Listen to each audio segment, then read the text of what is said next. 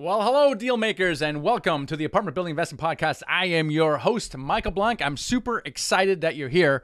I'm also excited that we're now just a couple weeks away from Dealmaker Live. This one is coming right to you. We're going to bring Dealmaker Live to you. That's right. It's going to be virtual at dealmakerliveevent.com. Tickets are for this sale now. We have an amazing roster of speakers. We have Tom Wheelwright, Robert Helms of the real estate guys. We got Joe Fairless. Even Brandon Turner is going to be there. We have Ellie Perlman, a huge syndicator, platform builder, and many, many other. We're really going to cover the entire topic of apartment building investing from A to Z, all the way from finding deals, raising capital, operations, and marketing. We're going to make sure that we cover everything. It's going to be amazing. It's going to be from July 15 to 18. We're going to have about 3 or 4 hours a day of teaching, and then we're going to have a couple hours of networking with each other. And so technology is really amazing. We can do breakout sessions, rotate. We're going to have the VIP experience that allows you in very small groups to hang out with some of the biggest speakers we have. We have Robert Helms, we have Tom Wheelwright, Joe Fairless, Brandon Turner. So imagine hanging out with 30 minutes with Brandon and part of the VIP experience. So I got all these guys that commit to doing that. It's going to be a lot of fun. And so make sure you check that out, dealmakerliveevent.com. And hopefully you can join us for that as well. Now, speaking of Dealmaker Live, I just interviewed Kyle Mitchell just the other day. You may not know who he is, but he's one of our former mentoring students that when he got started with multifamily investing, he bought our course, Ultimate Guide, and then joined mentoring. Within 11 months, he had quit his job, and it's so powerful. I interviewed him for, he's going to be on Dealmaker Live as well. He's receiving the Freedom Hall of Fame coin. And the reason I bring him up, and he's just an example of many who have become financially free with real estate, but his journey has really been accelerated a lot by our mentoring program called the Investor Incubator. So I'm really excited about what it's doing. We have amazing full-time syndicators that are working with us on mentors and helping people become financially free. And Kyle is one of those people. So if you think mentoring is right for you, you want to accelerate your journey to financial freedom, and you have the capacity to invest in yourself and you value mentorship, then check it out at themichaelblank.com/mentor and set up a strategy session to see if it's right for you. Again, really excited about that. Really excited also. I'm so excited about everything, I suppose, but today is a real special episode because we're going to be hanging out with the one and only Brandon Turner. Brandon, I've known him for several years, many years, since 2014 when I started blogging for the Bigger Pockets. He was there, and he just got started with Bigger Pockets. I would say he's now the face of Bigger Pockets, and he is just an unbelievable content-producing machine. He has seen and done almost every single real estate strategy. He's authored books. He's done webinars. He has really elevated Bigger Pockets to what it is today. And I'm just really pleased that he was able to come on the podcast today. We really cover a lot of different things. We talk about, hey, what's going on right now with COVID and other things. How is things going? What's he seeing? We talk about different real estate strategies because on Bigger Pockets, he does see so many different strategies. He himself has done several. He's done BRRRRs. He's done multifamily. He's done, mobile home parks. So we banter back and forth about, stuff he's doing now and how misguided it might be. Ha, just kidding. He's doing a lot of great stuff with his investing. And then marketing. We talk a lot about marketing. I mean, it's something he's so good at. And we do spend some time on marketing, how you can apply that to scale your syndication business and how he finds life balance. We talk a lot about goal setting. For example, he was very intentional about moving to Hawaii and how he sets his goals. And it's just a really powerful podcast with an amazing human being. So I'm really excited. So let's get right into the interview here with the one, the only, Brandon Turner.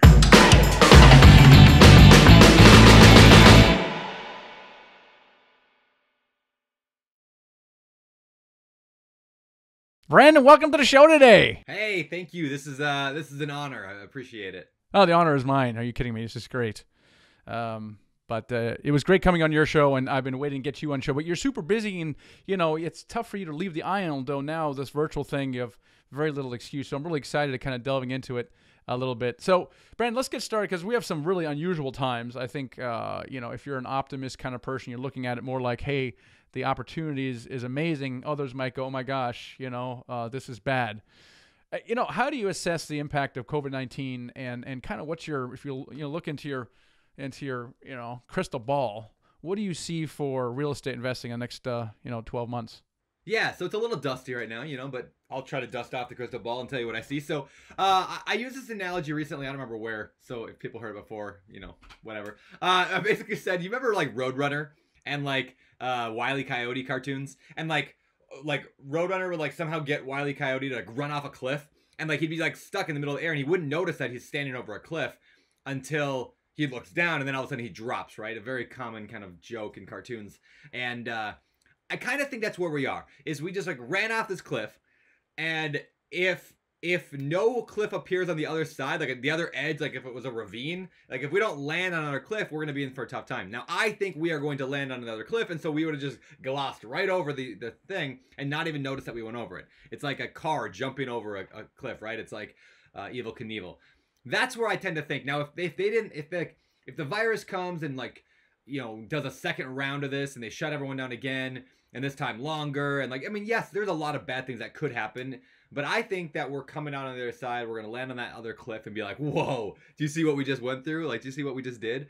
And things will just get mostly back to normal. Now, is there gonna be an effect? Of course. Like, we're gonna probably see prices drop maybe a little bit. It would be my guess. I think rents aren't gonna grow as strong as they were. I don't think prices of house are gonna grow as much. I don't think we're gonna see a crash unless, again, that cliff doesn't come up. But that's my guesstimate. If I had to say, I'd say I'm 85% confident that 6 months from now, this is going to be an interesting memory. I don't say good or bad, but an interesting memory of this time.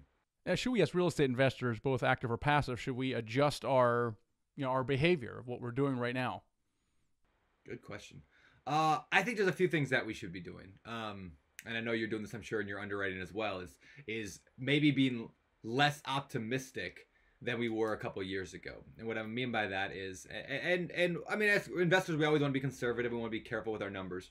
But like where I may have estimated we're going to increase rents, starting from year one, or we can bump rents. I'm in my underwriting being a little bit more conservative with everything I do. When I'm flipping houses, I do a little bit of flipping. Like, we're being much more careful on what we buy and making sure that and I've always kind of had this rule, but I'm being more specific now, is we have to have the backup plan to be able to rent it out. In case, like, I don't want to lose money on a flip. So if we're gonna flip a house, great, let's make some money, but I want to have a backup plan.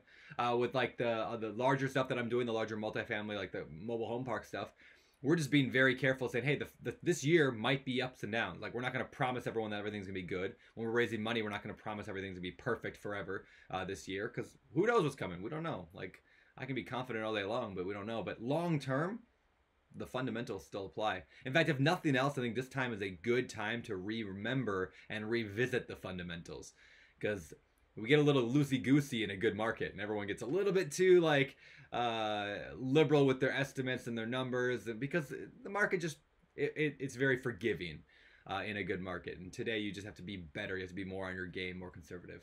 That's my 2 cents. Yeah, no, absolutely.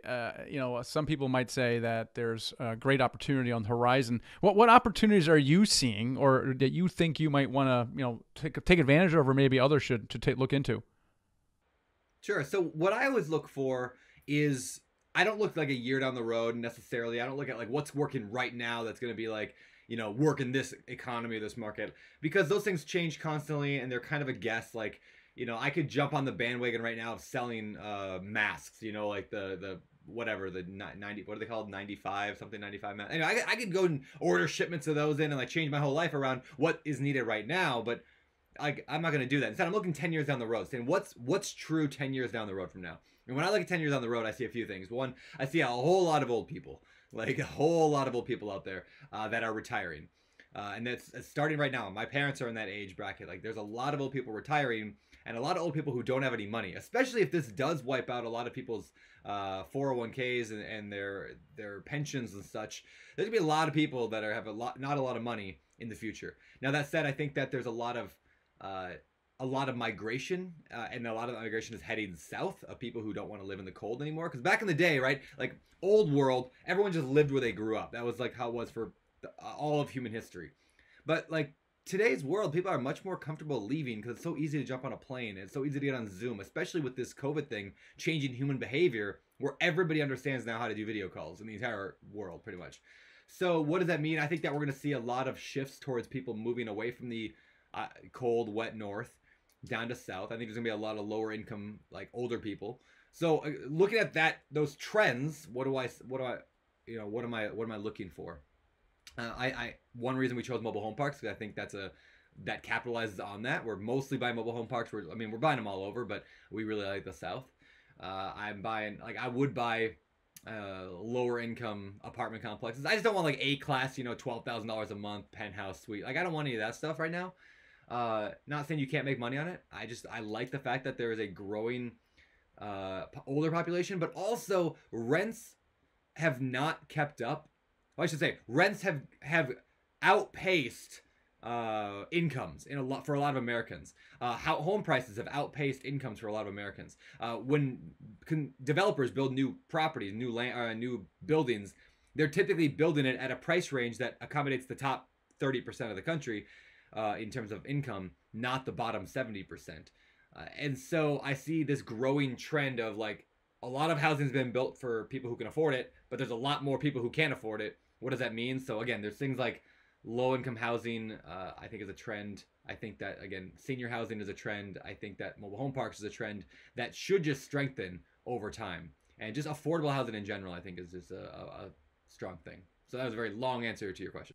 No, that's great. You talked about migration trends. You talked about affordable housing trends. You talked about senior living trends. What I didn't hear you say is there's short-term, medium-term things that we should pay attention to because of what's going on right now. I didn't hear you say that because your analogy is just running, and you're basically there might be a cliff down below, but you're kind of still running straight. So you are not. It sounds to me like you're not banging the panic, the panic drums here. You're saying stay the course, stick to your underwriting, and I think that's good advice. I think a lot of people are kind of freaked out and they're panicking, and they're like, oh my gosh, should I start doing something? Should I stop doing something? And that's what I'm not hearing, and I love that. Now, one thing that happened in the last recession was a lot of people left real estate. I mean, you talk to anyone who was in the business at the time, even in the educational business, I mean, they took a beating. Anybody that was in a single-family house building, anything related to that, took a massive beating. And you have some visibility, for example, for bigger pockets. Do you think that, this kind of this situation is going to attract more people, or do you think that people will start leaving the real estate communities? And how do you assess the impact of that? That's a really good question. My guess is, and again, a lot of this goes back to how long this lasts, how long that space is before we hit the other cliff, so we can like be okay. And if we free fall, all this goes out the window. But I don't expect that. So my thinking is this: last time the recession was caused by real estate, everybody knew it was caused by real estate, at least indirectly, if you want to get real deep. But it was basically caused by real estate and shady practices. Today we didn't have as much. Like, real estate fundamentally is still pretty strong. It's still pretty good. There's not a massive problem, and so I've been saying for years, like I don't like recessions are built on fear. Like largely, and down depressions and those are built on fear, and they're built on how people feel about the economy more than actually any fundamentals. So right now there's a lot of fear, and so that's causing a lot of uncertainty and a lot of like crazy times. But that said, I don't think real estate's the cause of it. So I don't think real estate. Long answer short, I don't think real estate's going to be affected that much. I think that some people are going to obviously be out, and they're going to go bankrupt. They're going to lose money, especially those in vacation rentals. I mean, people who own vacation rentals in Maui, where their payment is, $18,000 a month, and they've been making $25,000 a month for the past 10 years on vacation rentals, and all of a sudden they have zero rental like income at all, and they got to pay $18,000 a month on a mortgage payment to have this beachfront property. Yeah, those people are going to struggle right now. It just sucks. It's horrible. It's just they got a bad roll of the dice, and now would be a pretty decent time to start picking up those properties. Yes, speaking of buying opportunities, but speaking of different opportunities, I mean, you have of many people pretty much oversight over a variety of different real estate strategies. First of all, because you've done a lot of them. You've flipped houses, you've landlorded, you got into multifamily or mobile home parks, but also, you kind of oversee bigger pockets a little bit. You see all the different strategies going on right now. So of all those things, and you have a chance to study and think about them and see people are being successful in various different strategies. What are some of your favorite strategies right now? Yeah, for new investors, I still love house hacking. I still think it's a solid plan, which is where you buy a small multifamily property like a duplex, triplex, fourplex, live in a unit, rent the other ones out. That works in any market all the time, forever. I just think it's an awesome strategy. It's very non-market and economy dependent. It's like can you rent a property and rent out the bedrooms, or if a house and rent out the bedrooms, or can you buy a small multi and rent out the other units? It's almost hard not to make money when you do that. Now you can't just buy any deal; you have to buy the right deal, but you can find those deals. I'm a big fan of that. I'm a big fan of also like anything that's a rehab, anything a value add. I've always loved value add. I know you do as well. And like this idea of, if you buy a property that's a little bit nasty. Let's say you buy a property that's worth, for simple math, it's worth $1 million when it's all fixed up. You buy the thing for $600,000. You put $100,000 into it. Now you're at $700,000, and you have 30% equity in there. I like that because we don't know what the future holds, but I would wager quite a bit that the market's not going to tank 30% or 40%. If it does, okay, that's fine, but like it'll come back at some point. And so I like rehabs because they allow that equity. That applies at the $100,000 level and the $100 million level and everything in between. If you can build some forced equity, it's more work. It's a hassle to manage a rehab, whether you're doing it on an apartment complex or a single family. It's a hassle, but I think it gives some breathing room in times like this, which is where the BRRRR strategy comes in. We talk a lot about that all over BP. It's this buy a property, rehab it, rent it out, and then go to a bank and get a refinance, get a long-term loan on it, get normal debt. And I mean, apartment guys like you have been doing that forever. I mean, that was a thing for years, long before we put the word BRRRR on it and applied it to single-family houses and small multi. But yeah, we're just talking about repositioning and then get your cash back out and go do it again. What's that? What else you like?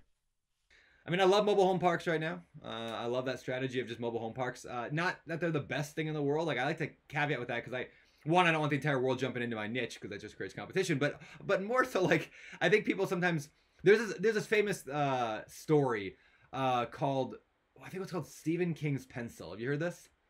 It's so good.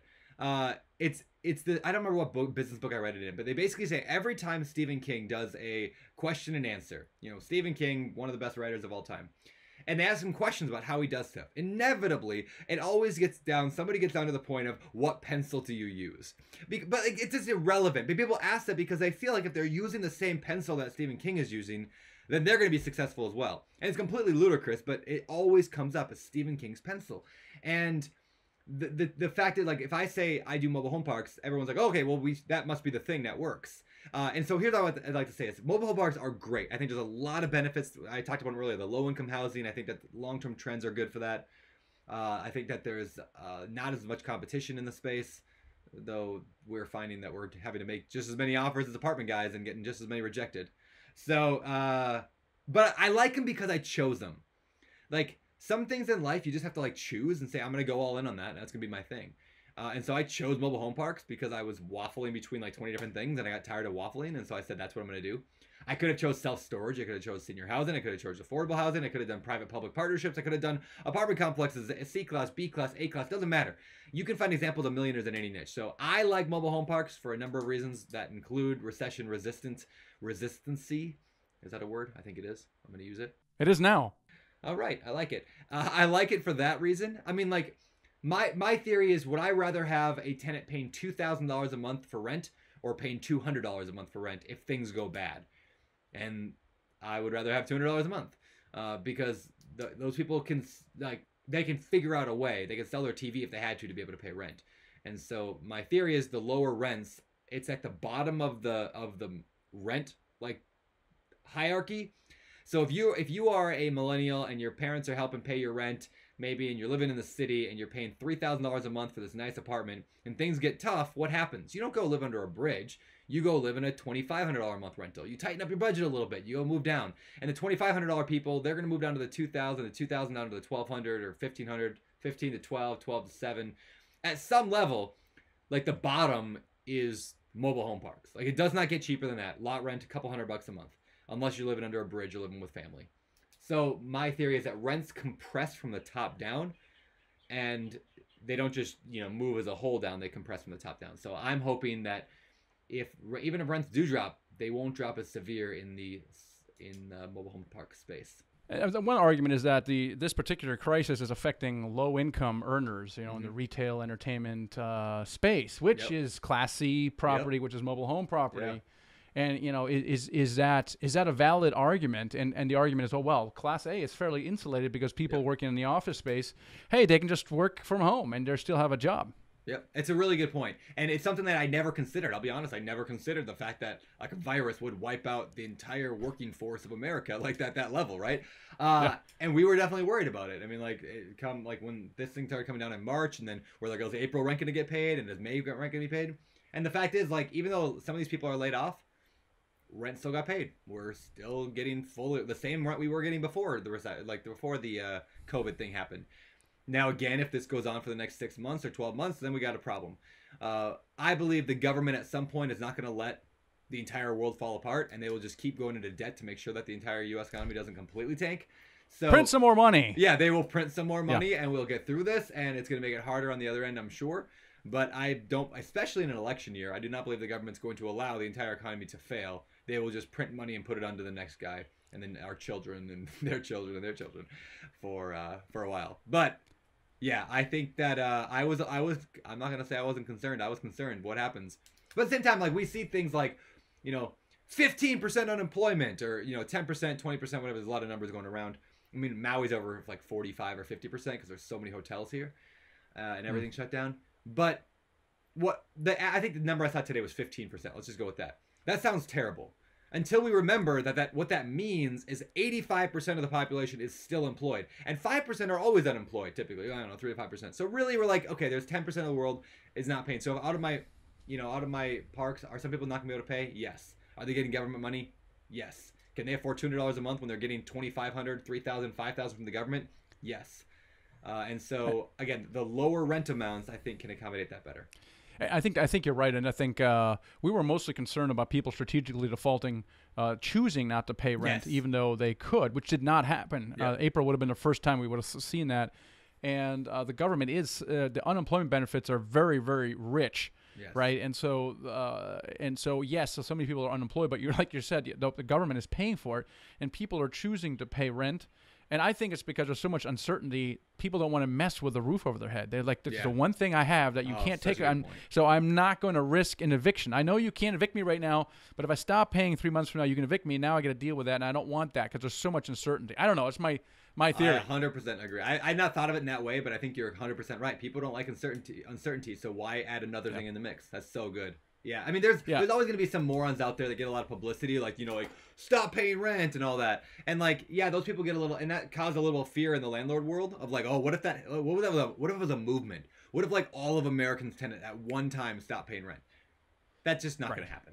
But on the other hand, retail and office are, there's really no easy way out of that. I mean, office has been suffering for years with the virtual working at home, and now people are working from home, and they're like, my gosh, this is not so bad. And employers are like, oh my gosh, people are still doing the work and they're at home. So why do I need an office? So that's not good. Retail.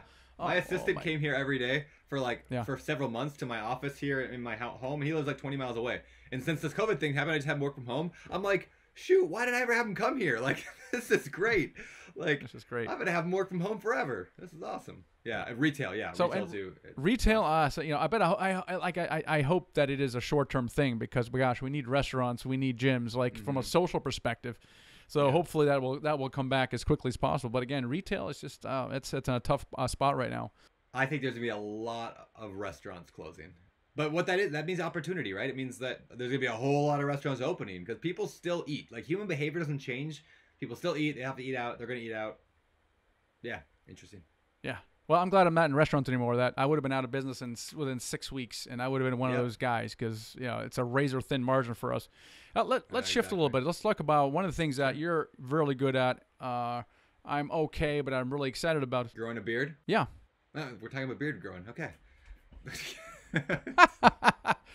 No, as I say, let's shift a little bit. One of the things that you're really good at is marketing, right? You produce an unbelievable amount of content for Bigger Pockets, and Bigger Pockets has really grown a lot over the last 5 years specifically. What do you think is the secret to success for Bigger Pockets? Why has it attracted so many people? Why does it continue to attract so many people?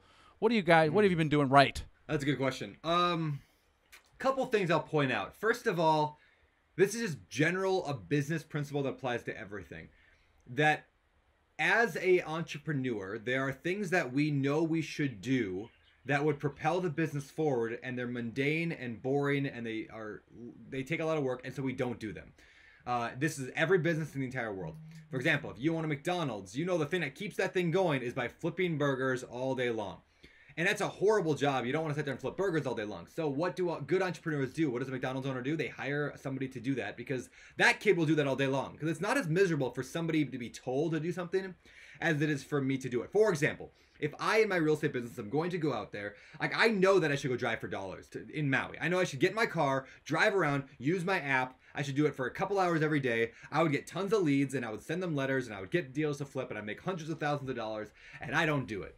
I just don't. I'm an entrepreneur. I'm not a doer. And so like, instead I hire, what I discovered is you hire somebody else to do that a mundane task and they will do it all day long. If it's the right person, right fit, they'll do it. This is what BiggerPockets did right in the first place. Josh Dorkin brought me in to do the mundane crap so he could be the entrepreneur. So I'll say that first. Is Josh brought in a person to just do what needed to be done. At the beginning, it was writing blog posts. I wrote hundreds of blog posts over the first several years, like hundreds. And just every day or two, I'd pump out another post. And I put them on other people's sites pointing back to BiggerPockets. So years later now, 7 years later, all that SEO, which is like a search engine thing, now benefiting BP and all that. So that was helpful, right? And then like the consistency of doing the podcast every single week, never missed a date in 7.5 years. That helps a lot as well. And then I think there's just a trust and credibility that BiggerPockets has built. Because we don't, and I'm not, like, I personally would love to sell products, but BiggerPockets doesn't sell an educational product other than books, right? And that's just a choice we made. As we said, we're not going to sell products. We're going to make our money as a software company. So I think people trust that. Like, they trust the fact that we're not selling education, so that when we tell them to go, check out Michael Blanc, they're like, oh, I trust BiggerPockets. I can go check you out. And so it adds, so we become almost like a referee more than, a seller of content, which has been an interesting thing that Josh started. And again, it's just that was our unique selling proposition, is like, we're just going to be a software company instead of an education company.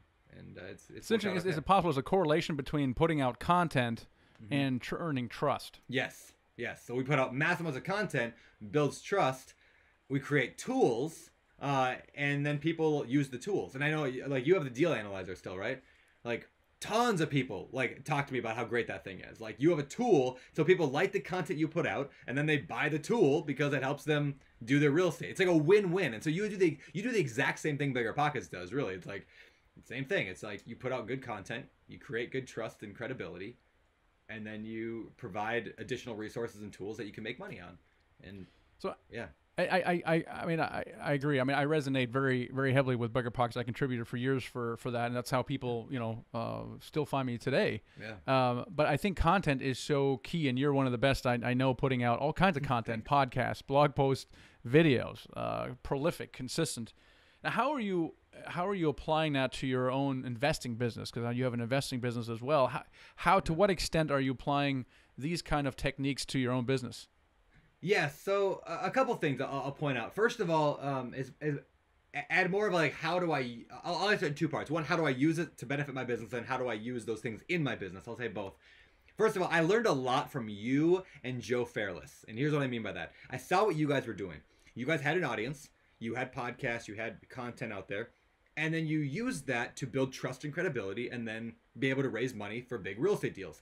And I'm looking at you guys, and I'm like, you guys got like all these properties and units, and you're doing such cool stuff, and I'm over here not doing any of it. So that's why a year ago I was like, I'm going to change. I'm going to start using my this to raise money and to find deals and find talent and bring in other people. And so that's what I did. And so again, I'm just taking a playbook out of your book. So when you say I'm good at marketing, really, I'm just stealing from your playbook here. So thank you. But the second thing that I do in the business now is I've gotten pretty good at video. Like, I like talking in video. I enjoy that. It's a skill that I've built up over the last 7 years. If people think that I've always been good at video, go look at the early YouTube videos of BiggerPockets' YouTube channel. You can rank by, or you can rate, sort by date. My early videos didn't have I didn't have the beard you have now. Yeah, I didn't have that. big. Yeah. Do you know what's? I'll tell you a story about that in a second. But go watch my early YouTube videos. I'm like sitting in a chair awkwardly rubbing a cat, like no video or sound. I had my like crappy camera set up. Anyway, it's a skill you develop. I use video in my real estate business now on a number of different ways. Number one, first of all, whenever we put out, when we have a new property that we're raising money for, we make videos on here's what the deal is. We edit it all together. I'm talking in front of the camera. I'm confident. I'm excited. That makes people attracted to putting money into a deal. Like imagine if you're trying to raise money for a deal and you're like, yeah, it's a property and it's a really good deal and there's lots of numbers. Nobody wants to put money with that guy, right? So we use video as a way to build trust and credibility at scale. I also send video like thank you letters, video basically like a quick 1-minute video to people who are in my fund. And so if you're listening to this and you're my fund, you either got one probably or you're going to get one at some point. Where every week I record a bunch of these. I'm just like, hey, John, like here's what nice to meet you. This is what we're doing in the fund. This is what I'm doing. Thanks so much. Blah, blah, blah. And I send these videos every week, a bunch of them. And I got really quick at making them. But they're really personal. And I love, and then a lot of times people will send me a video back. And I'm like, oh, that's so cool. Now, I don't have to necessarily have like a 45-minute conversation with someone on the phone. But it just creates this additional level of personalization that I think has helped us raise a lot of money and given us a lot of like goodwill. That's great. What do you use? What tool do you use for that? For those customized? Yeah, awesome. Really simple. It's called Loom. Loom. Very good. Loom it's actually a screen recording software that businesses use to like make like tutorials. That's what the idea is, right? So if I want to teach my assistant how to go with my email, I click the one button on my Google Chrome. It's an extension on Google Chrome. I click it and then it records my screen and my little face in the corner, and it records my screen, and then I can talk through it, and then it sends it to the cloud, and it copies a link that I can then send to whoever I want. It's very, very streamlined, very smooth and efficient. But what I discovered is you can turn off the screen share part and just turn on the face one, and it's just a full like high-def video of me. So all I do is I go to my CRM, I go to my investor list, I click on, Bill Johnson, and then I click the Loom button. It's like one click. Boom, it starts recording. Hey, Bill, what's going on? Nice to meet you. Thanks for being on the phone. I know you put this money in. I know this, I see this in the listing about you. Great to meet you. Hey, you have the same middle name as my dad. Weird. Just like a conversation real quick. And then I hit the button, I close it, and now the video is automatically uploaded. The link is copied to my clipboard. All I now have to do is go into an email and hit Control V and paste it.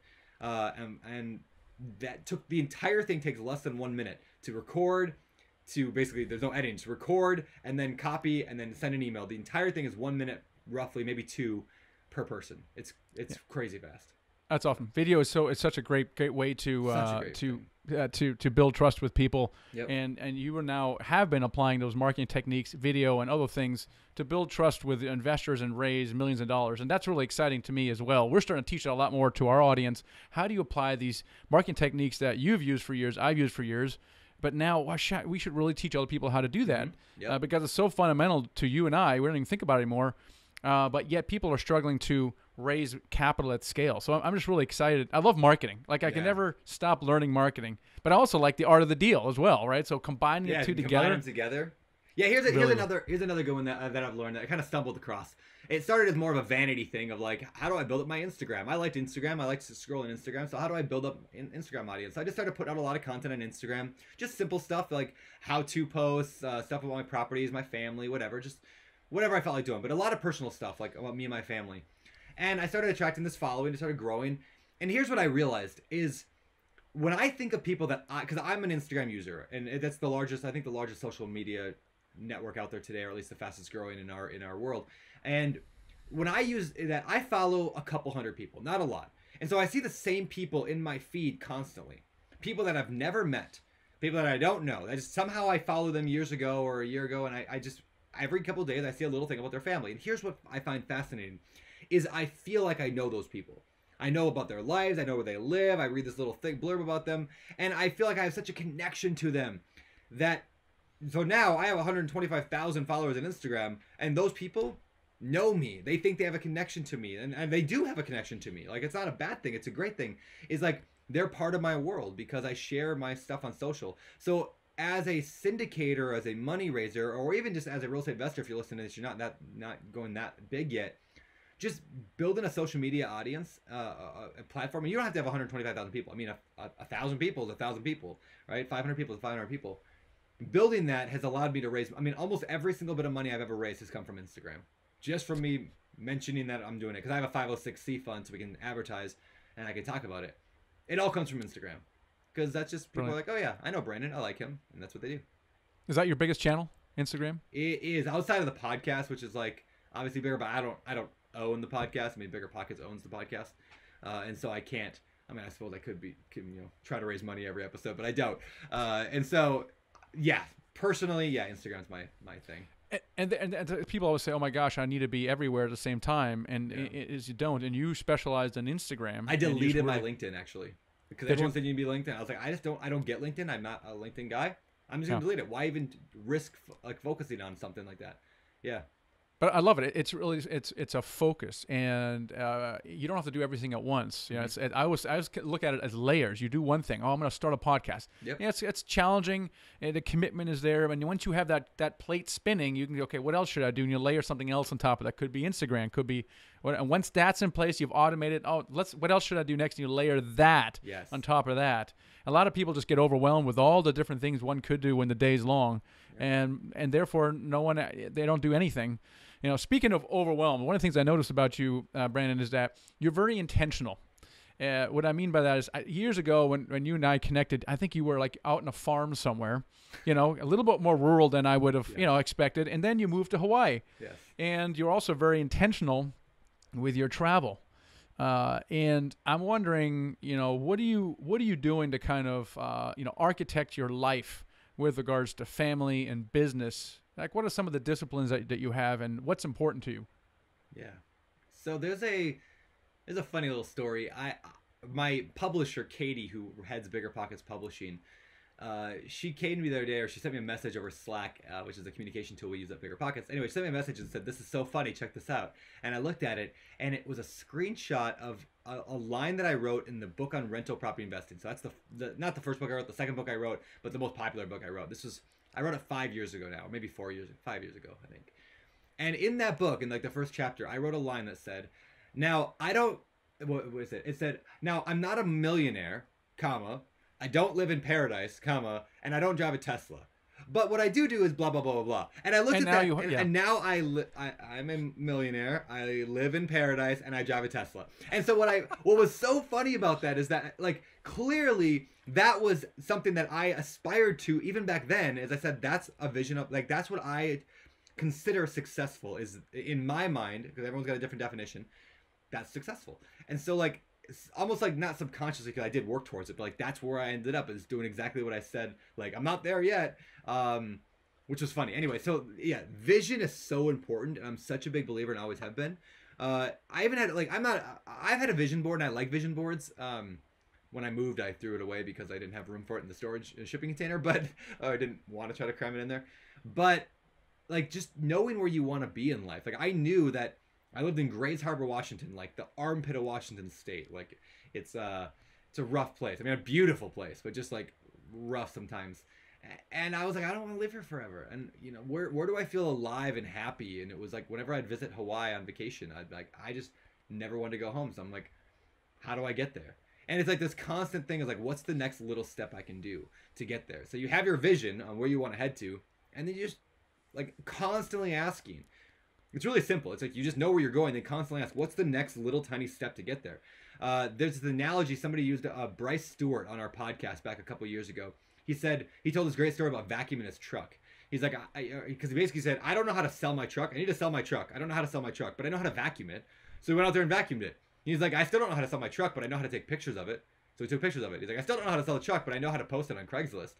So in other words, like, things seem monumental, like moving across the ocean to Hawaii seemed like it was a tremendously huge thing. But the entire process of anything from moving across the ocean to buying a 100-unit apartment complex or a mobile home park or self-storage or anything, it's made up of little tiny 5-minute or less actions. Everything in life can be condensed down to a series of 5-minute or less simple actions. Very few things in life are actually difficult. They're just really complicated. Like, they're steps. They're not even that complicated. They're steps that you haven't defined or you haven't practiced. And like this is true for like everything. Like a rocket scientist probably doesn't think being a rocket scientist is that hard. It's just a lot of little steps that they've just figured out. So anyway, that's what I do. Having clarity, and then just taking small steps towards that. And I think it's so fundamental. And now you showed me earlier some kind of newsletter style like thing that you have in your wall. What is that all about? Yeah, so I read a book called, this is what got me into the mobile home park thing really strongly. So I read a book called called Vivid Vision by Cameron Herold, and it was all about just having a very crystal clear vision of where you want your business to be 3 to 5 years in the future. And you write it as if it's already happened. As you write it in the future. There's different creative ways to do it. I have a buddy who made like a pamphlet. I've seen other examples. I've seen paintings people have done. I'm a writer, and so I chose to write a newspaper article. And I actually formatted it like a newspaper article. Columns, and there's a big headline, and it looks like it came straight out of the New York Times. And it says, basically, and it's long. It's a couple thousand words. Because this is not like a mission statement for your business. This is a clear vision. Like, this is what my company does. This is what we're known for. It starts with like, it's December 31st, 2021. Open Door Capital is an investment firm unlike any you've ever seen. And then it just goes into why that is. And interviews with the CEO, which is me. Interviews with it mentions like quotes from other people on the team, what they like about it, how many employees we have, how much real estate we own. So anyway, all this combined to be a very clear vision. And I wrote this on an airplane. I read the book the first hour, and then the next 6 hours coming back to Maui, I wrote out the vision. And by the time I landed, I was like, I know where I'm going. I know exactly where I'm going.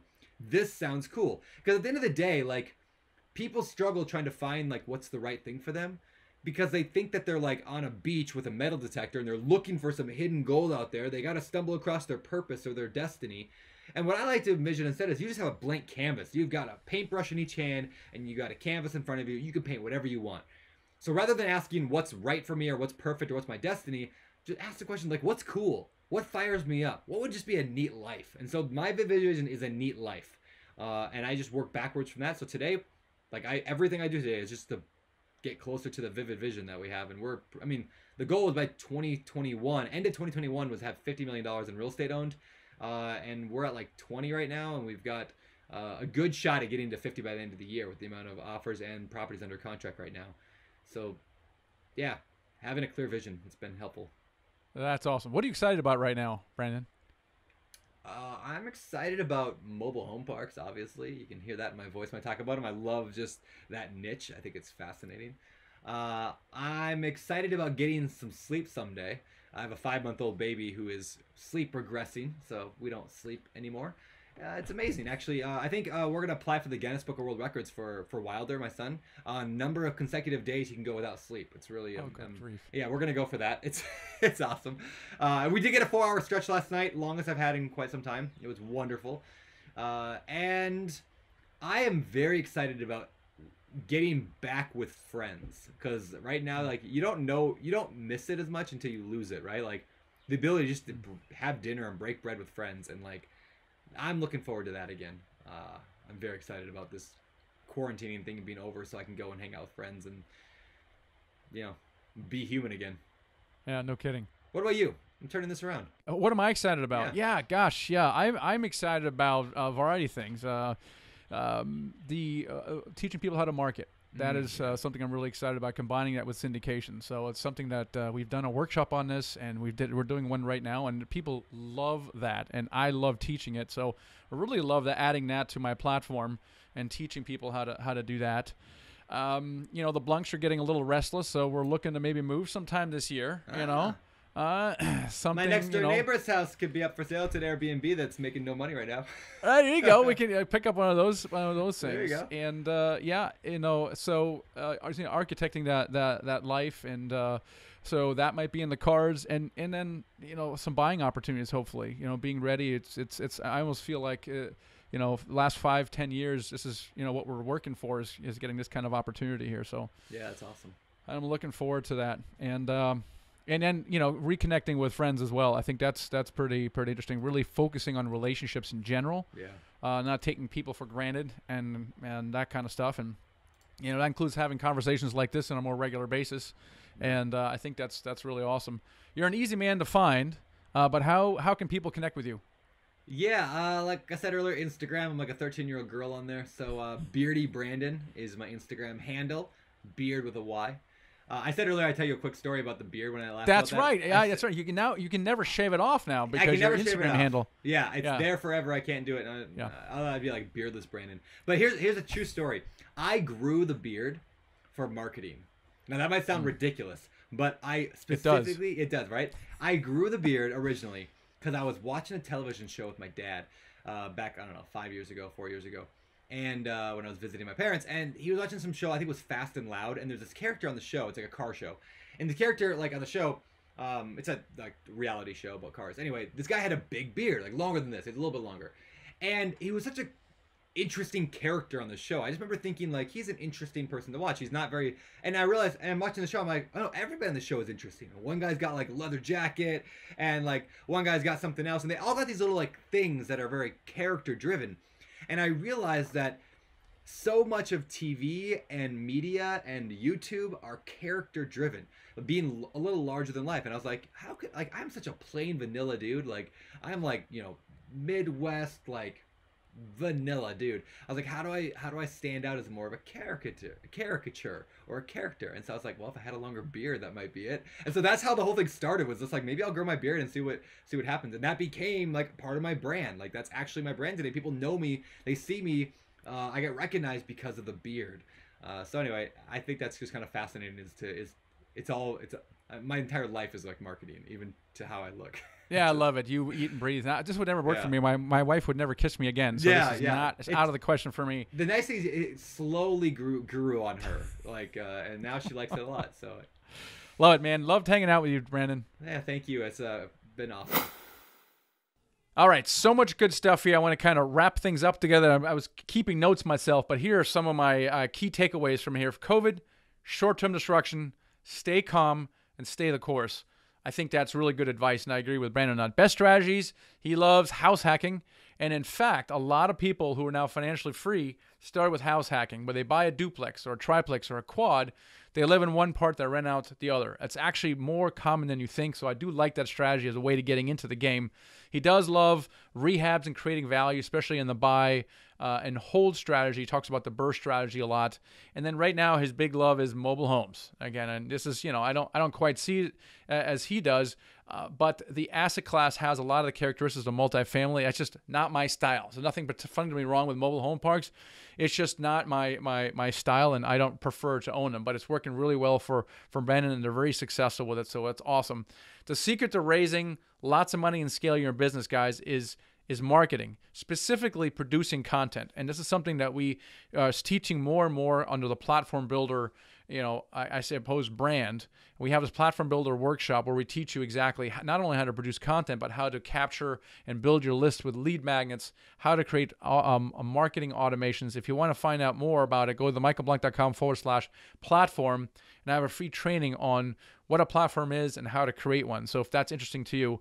But this producing content is key to that strategy, where you're not only adding value to people, but you're also building trust, and trust is key. And then really focus on one channel. Don't do everything at once. Just focus on one channel. And Brandon obviously loves Instagram, and he's really good on that, and he's super powerful, has a huge following on there. So focus on a channel, and then create clarity. We talked in the end about goal setting and clarity, and he's really intentional about this. And I love that. He recommended a book called Vivid Vision. So check that out. It's on my reading list now as well. And then take what I call tiny action. Massive action. Who does that? Who can take massive action these days?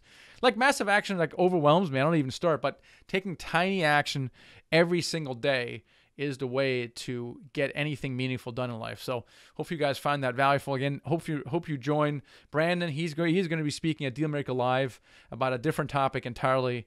And it's really around the mindset of a successful entrepreneur, real estate entrepreneur. I'm really excited about what he's got going there. That's he's really passionate about that. That's dealmakerliveevent.com to grab your tickets. So hopefully you can join for that.